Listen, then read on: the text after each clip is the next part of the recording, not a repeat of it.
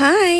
ஊர்லேருந்து வாங்கிட்டு வந்தேன்ல இந்த பிளாக் சேமியா. உயிர் ஆர்கானிக்லேருந்து வாங்கிட்டு வந்த எந்த ப்ராடக்ட்டுமே இது வரைக்கும் யூஸ் பண்ணல. அதனால இன்றைக்கி அதை செஞ்சு பார்த்துடலாம் அப்படின்னு சொல்லிட்டு அதை தான் ஓப்பன் பண்ணேன்.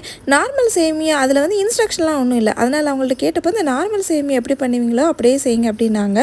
அதனால் கொஞ்சமாக தானே அப்படின்னு சொல்லிட்டு சின்னதாக கடாய் எடுத்து வறுக்க போட்டால் அது கொட்டிக்கிட்டே இருந்துச்சு. இதுக்கு பேசாமல் பெரிய கடாயே வச்சுருக்கலாமோ அப்படின்னு தோணுச்சு. ஏன்னா சுற்றி கொட்டினதெல்லாம் அள்ளுறது இன்னொரு வேலையாக போச்சு. பிளெயின் கடாய் சூடானதும் அதில் போட்டு வறுத்து எடுத்துகிட்டேன். எண்ணெய், நெய் இந்த மாதிரி எதுவுமே யூஸ் பண்ணலை. அதுக்கப்புறமா அதே கடாயில் கொஞ்சோண்டு எண்ணெய், கடுகு, வெங்காயம், கருவேப்பிலை, பச்சை மிளகா, கேரட் எல்லாத்தையும் போட்டு நல்லா வதக்கிட்டு அது கூடவே தண்ணி சேர்த்து தண்ணி நல்லா கொதிச்சதுக்கு அப்புறமா சேமியா சேர்த்து அதை வந்து கொதிக்க விட்டுட்டேன் மூடி போட்டு. ஃபர்ஸ்ட் டைம் வந்து பிளாக் ரைஸ் அப்படிங்கிறதுனால வேகிறதுக்கெலாம் டைம் எடுக்குமோ எப்படி வருதுன்னு தெரியல அப்படிங்கிறதுனால வேறு எந்த மசாலா அதெல்லாம் ஆட் பண்ணலை. ப்ளெயினாகவே செஞ்சுட்டேன். செஞ்சு அப்புறம் வீணாக போச்சுன்னா போச்சு அப்படின்னு சொல்லிட்டு. ஆனால் வந்து நம்ம நார்மல் சேமியா செய்கிறதுக்கு எவ்வளோ டைம் எடுக்குமோ அவ்வளோ டைம் தான் எடுத்துச்சு. 5 to 6 மினிட்ஸில் வந்து வெந்துருச்சு.